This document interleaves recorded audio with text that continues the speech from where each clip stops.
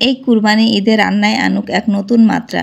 চুইঝালের ঝাঁজ আর মশলাদার স্বাদের আপনার রান্না হবে আরও সুস্বাদু এবং মুখরোচক। গরু বা খাসির মাংসের সাথে দেশি চুইঝালের এই কম্বিনেশন যেন ইডেকটিভ এক স্বর্গীয় স্বাদ।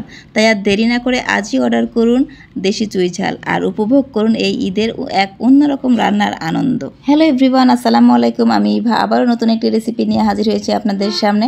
আশা করি আমার রেসিপিটি আপনাদের সবার কাছে ভালো লাগবে। আর যারা চুইঝালটি অর্ডার করতে চান তারা কিন্তু ইকুয়েটস ফেসবুক পেজ থেকে অর্ডার করতে পারেন। আমার ভিডিওতে ক্যাপশনটা দেওয়া থাকবে, আপনারা চেক করে নেবেন।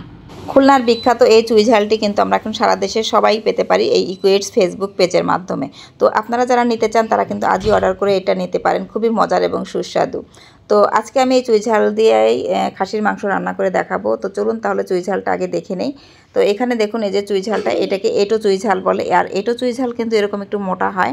আর একটা আছে গেছো চুইঝাল, সেটা একদম চিকন চিকন, যে আমাদের গাছের যে ডালপালাগুলো হয় চিকন সেরকম। তো এরকমটাই কিন্তু মাংসের জন্য খুব ভালো হয়। তো এই চুইঝালগুলোকে আমি এবার ছোটো ছোটো পিসেস করে কেটে নিয়েছি দেখুন। তো এইভাবে কিন্তু আমি গরু মাংস কিংবা খাসির মাংস রান্নার জন্য এরকম একটু মোটা সাইজের করে কেটে নিতে হবে, তাহলে এটা সম্পূর্ণভাবে গলে যাবে না। আর এই রান্না করার জন্য এখানে আমি এই যে 1 কেজি পরিমাণ খাসির মাংস নিয়েছি। আর খাসির মাংসটাকে কিন্তু একটু বড় বড় পিসেস করে কেটে নিয়েছি। তো এবার এটা দিয়ে আমি রান্না করব, খাসির মাংস দিয়ে চুইঝাল দিয়ে রান্না করব। তো এবার প্রথমেই যেটা করব সেটা হচ্ছে একটা ফ্রাই প্যানে পরিমাণ মতো তেল নিয়ে এখানে আমি কিছু পেঁয়াজে কুচি দিচ্ছি বেরেস্তা করার জন্য।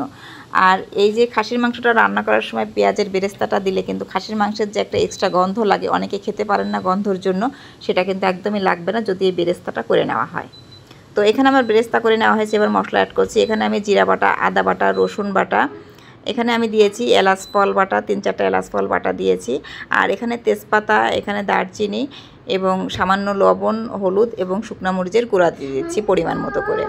তো এগুলো দেওয়া হয়ে গেলে কিন্তু আমার আর মশলা দেওয়ার কোনো প্রয়োজন নেই। এগুলো একটু ভালোভাবে এই পেঁয়াজের বেরেস্তার সঙ্গে মিশিয়ে কষিয়ে নিতে হবে। আর এই পর্যায়ে কিন্তু হালকা একটু পানি দিয়ে দিতে হবে, অল্প একটু পানি দিয়ে তারপর এটা ভালোভাবে কষিয়ে নিতে হবে। তো এভাবে একটু হালকা পানি দিয়ে যদি মশলাটা কষানো হয় তাহলে কিন্তু মশলাটা খুব ভালো হয়। আর এভাবে এইবার দেখুন কষানোটা আমার কিন্তু বেশ হয়ে গিয়েছে। তো এবারে আমি এর মধ্যে আমি চুইঝালটা আগে দিয়ে দেব, কারণ চুইঝালটা কিন্তু সিদ্ধ হতে অনেকটা সময় লাগে। তো আপনারা চেষ্টা করবেন মাংসের আগে এই চুইঝালটা দেওয়ার জন্য। আর যদি একটু পাতলা করে কাটেন তাহলে মাংসের সঙ্গে একসঙ্গেও দিয়ে নিতে পারেন, কোনো সমস্যা নেই। এটা 4 থেকে 5 মিনিট এভাবে রান্না করার পরে এবারে আমি এর মধ্যে মাংসগুলো দিয়ে দেব। আর এই চুইঝালটা কিন্তু গরুর মাংসের সাথেও বেশি মজা লাগে। অনেক সময় কিন্তু আমাদের ঘরে যদি গরুর মাংস না থাকে তাহলে আমরা খাসি কিংবা মুরগির সঙ্গেও কিন্তু খেতে পারি। তবে যে মাংসগুলো রান্না করতে একটু বেশি সময় লাগে সেই মাংসের সঙ্গে কিন্তু এই চুইঝালটা দিলে বেশি ভালো হয়। মাংসটার সঙ্গে চুইঝালটা বেশ একদম নরম হয়ে যায়।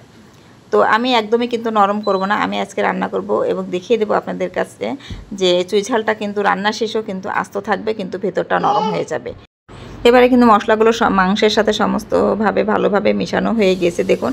তো এই পর্যায়ে কিন্তু আমি আর পানি দেবো না, এবার এটা ঢাকনা দিয়ে ঢেকে দেবো এবং মিডিয়াম হিটে এটা রেখে দেবো। তো দেখুন এখান থেকে কিন্তু আমার 5-10 মিনিট পর অনেকটা পানি ছেড়ে দিয়েছে। তো এই পানিটা দিয়েই কিন্তু আমার কষানোটা হয়ে যাবে। তো এভাবে আমি 5 থেকে 6 মিনিট জাল করার পর এর মধ্যে আমি কাঁচামরিচ এবং শুকনা মরিচ দিয়ে দিচ্ছি এবং এখানে দিচ্ছি 2 পিস লেবু। তো এই লেবুর রসটা দিলে কিন্তু আমার মাংস রান্নাটা অনেক টেস্ট হয়। তো আপনারা যারা পছন্দ করেন না তারা নাও দিতে পারেন, আর যারা পছন্দ করেন তারা কিন্তু অবশ্যই এই লেবুটা দেওয়ার চেষ্টা করবেন। লেবুটা দিলে কিন্তু মাংসের স্মেলটা ভালো আসে, এটা দেখতেও ভালো লাগে, খেতেও ভালো লাগে। তো এবারে আমি আরও 5-6 মিনিট কষানোর পরে এবারে আমি রসুন দিয়ে দিচ্ছি, আস্ত রসুন। তো মাংসের সাথে কিন্তু আমার রসুনটা লাগবেই, রসুন না হলে কিন্তু একদমই ভালো লাগে না।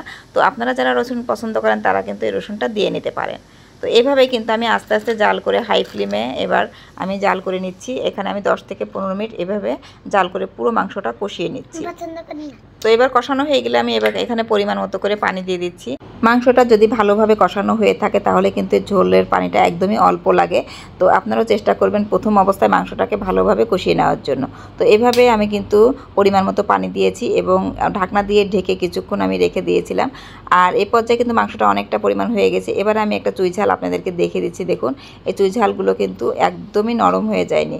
যারা একটু এক্সট্রা ঝাল খেতে পছন্দ করেন তারা কিন্তু এই চুই ঝালটা মাংসে ব্যবহার করতে পারেন। খুবই মজার এবং সুস্বাদু কিন্তু এই চুই ঝালটা। আর এটা চিবিয়ে খেতে কিন্তু খুবই মজা লাগে। যারা খেয়েছেন তারা তো এর স্বাদটা বুঝতে পেরেছেন, আর যারা খাননি তারা কিন্তু দ্রুত এটা অর্ডার করে নিতে পারেন। চুই ঝালের এই মাংসতে কিন্তু আপনারা অন্যরকম একটা স্মেল পাবেন, যেটা কিন্তু অন্য কোনো মাংসে পাওয়া যাবে না। তো মাশাআল্লাহ এখানে আমার মাংসটা একদমই কমপ্লিট হয়ে গেছে। তো আপনাদের বোঝার ক্ষেত্রে আমি আরেকটি বার কিন্তু এই ইকুইটস ফেসবুক পেজের নামটি আমি আমার ভিডিওর ক্যাপশনে দিয়ে দিচ্ছি। তো আপনারা চেক করে নেবেন এবং দ্রুত অর্ডার করলে আপনারা 2 থেকে 3 দিনের মধ্যে এটা পেয়ে যাবেন।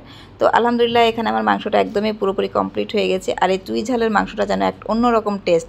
তো গরম গরম ভাতের সঙ্গে এই চুই ঝালের মাংস দিয়ে আর একটা রসুন দিয়ে এভাবে যদি আপনি খান তাহলে কিন্তু খুবই তৃপ্তি সহকারে ভাতটা খেয়ে নিতে পারবেন। তো আজকের মতো এখানেই বিদায় নিচ্ছি। সবাই ভালো থাকবেন, সুস্থ থাকবেন। দেখা হবে নেক্সট কোনো রেসিপিতে। সেই পর্যন্ত আল্লাহ হাফেজ।